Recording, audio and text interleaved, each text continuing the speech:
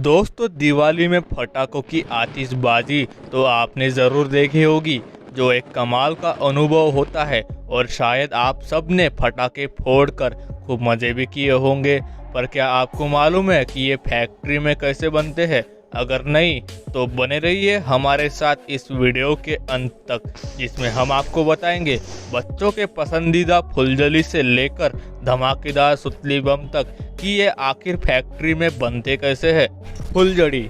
सबसे पहले बात करते हैं फुलझड़ी की। लोहे की एक डंडी पर लगी बारूद से बनी पटाखों की ये हल्की फुल्की फुलझड़ी देखने में भले ही कमज़ोर लगती हो, लेकिन यकीनन इसके बिना आपकी दिवाली अधूरी रह जाएंगी। जिसे जलाते ही छोटी छोटी चिंगारियों के रूप में खूबसूरत रोशनी निकलती है, जिसे सबसे सेफ क्रैकर कह सकते हैं। इसे बनाने के लिए सबसे पहले तांबे की पतली पतली स्टिक को इस तरह से लकड़ी के साँचे में ठीक से रखा जाता है और उसके बाद इसे दूसरे लकड़ी के डंडे से कस देते हैं। इस तरह से जब बहुत सारे स्टिक इस लकड़ी में फंसा दिए जाते हैं, फिर उसके बाद शुरू होता है इसे बारूदी पैजामा पहनाने का काम।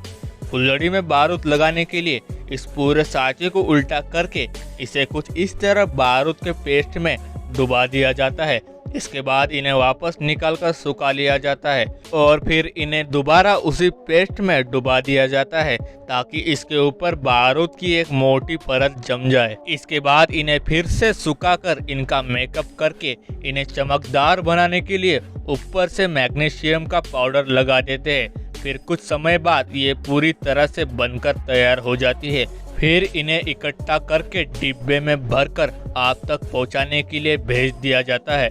चटाई बम। बात अगर दिवाली की हो तो चटाई बम को कैसे कोई भूल सकता है। वही लाल लड़िया जो नेताजी की रैली से लेकर हर त्योहार और खुशी में जलाई जाती है। तो आइए उसके बनने की प्रोसेस को आपको बताते हैं। दोस्तों, इन्हें बनाना बिल्कुल भी आसान नहीं है। इसे बनाने के लिए सबसे पहले बड़े बड़े रेड पेपर को इस मशीन में डालकर रोल करते हैं। इसके बाद इसे कटर की मदद से छोटे छोटे ट्यूब्स में काटा जाता है। अब छोटे छोटे खोखे की तरह रेड रोल्स तैयार हो जाते हैं। इसके बाद इन सारे रेड रोल्स में गन पाउडर को भरा जाता है। फिर इन्हें एक साँचे में भरकर बारूद को कंप्रेस किया जाता है, ताकि जलाने के टाइम पर यह ज़्यादा आवाज़ करे। इसके बाद इनके ऊपर लगाने वाले ट्रिगर को बनाया जाता है। ट्रिगर को बनाने के लिए पतले कागज़ रोल करके उसमें थोड़ा सा गन पाउडर भरकर उसे छोटे छोटे टुकड़ों में काट लेते हैं। इसके बाद इस ट्रिगर को उस रेड रोल में लगा देते हैं। फिर रोल को एक साँचे में लगाकर उसके नीचे मिट्टी का एक लेप लगा देते हैं, ताकि बारूद गिरे ना। इसके बाद ट्रिगर को उसके ऊपर सील कर देते हैं। जैसे ही साँचे के नीचे की मिट्टी सूख जाती है, एक वर्कर उस साँचे से इन सबको बाहर निकाल लेता है। बाद में इसे आपस में गूंद कर इनकी लड़ाइयाँ बना लेते हैं और उसके बाद इन लड़ाइयों को रोल करके और फिर पैक करके मार्केट में भेजकर सेल किया जाता है। सुतली बम। हाँ, ये हरा बम, जिसे देखकर एक बार को तो डर ही लगता है, लेकिन इसे जलाने का जो आनंद है वो वाकई मज़ेदार होता है। और इसे बनाने का प्रोसेस समझने के लिए आइए चलते हैं फैक्ट्री में। सुतली बम को बनाने के लिए सबसे पहले कार्डबोर्ड के बॉक्स में गन पाउडर यानी बारूद को भर लिया जाता है। इसके बाद छोटे छोटे बॉक्सेस को बंद कर देते हैं। अब दिवाली में सबसे बड़ा प्रश्न सामने आता है कि आखिर इस पर ये सुतली लपेटती क्यों है। तो इसे इसीलिए लपेटते हैं ताकि बॉक्स के अंदर भरे बारूद पर ज़्यादा प्रेशर बनाया जा सके। इस तरह से इन्हें सुतली से लपेटने के कारण ही ब्लास्ट के टाइम पर बारूद जब फटना चाहता है तो उसे सुतली का प्रेशर भी फील करना पड़ता है, जिस वजह से ये और तेजी के साथ और आवाज़ के साथ फटता है। इस तरह से इस पर सुतली लपेटने के बाद इसे सूखने के लिए छोड़ दिया जाता है, जिसके बाद जैसा ही ये सूख जाता है, इन्हें हरे रंग में फिर से सुखाया जाता है। अब जब ये हरा सुतली का बम तैयार हो जाता है तो इसमें एक छेद करते हैं। छेद करने के बाद इसमें ट्रिगर को लगाकर उसे सील कर देते हैं।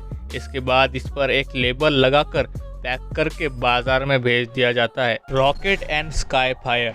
दोस्तों दिवाली में जो आतिशबाजियाँ सबसे ज़्यादा देखने में खूबसूरत लगती है वो रॉकेट और स्काई फायर ही होते हैं।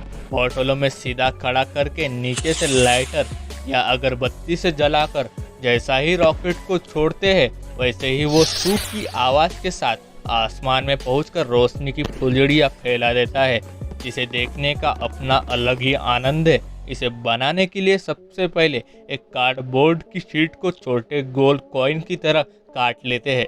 इसके बाद एक पतले कार्डबोर्ड की शीट को रोल करके उसे ट्यूब की शक्ल दी जाती है। इन सारे ट्यूब्स को एक शेप में काटने के बाद इन्हें प्लेटफॉर्म पर इकट्ठा करके रख लेते हैं। इसके बाद इन सारे ट्यूब्स को एक रस्सी की मदद से बांध देते हैं ताकि आगे की प्रोसेस में आसानी हो सके। इसके बाद इनमें मिट्टी भरकर एक मशीन से गुजार देते हैं जहां वो इस मिट्टी को कॉम्प्रेस कर देती है, जिससे कि इनका एक सिरा सील हो जाता है। इसके बाद इन रोल्स में ट्रिगर लगाने के लिए छेद करते हैं। इसके बाद इनमें फ्यूज भी लगा देते हैं। फिर इन्हें 20-30 के सेट में इकट्ठा करके एक साथ कर लेते हैं। अब इन रोल्स में गन पाउडर भरा जाता है। गन पाउडर भरने के बाद इसमें कार्डबोर्ड कॉइन को लगाया जाता है, जिसे पहले ही काट कर अलग किया गया था।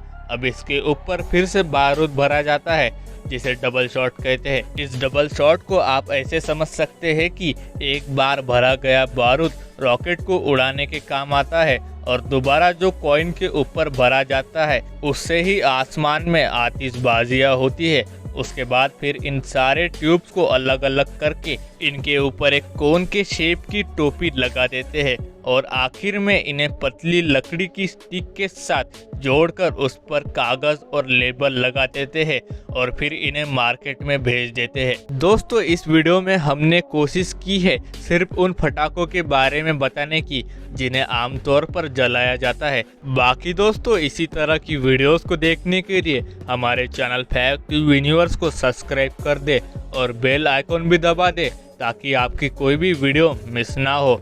और दोस्तों हम फिर मिलेंगे नई वीडियो में।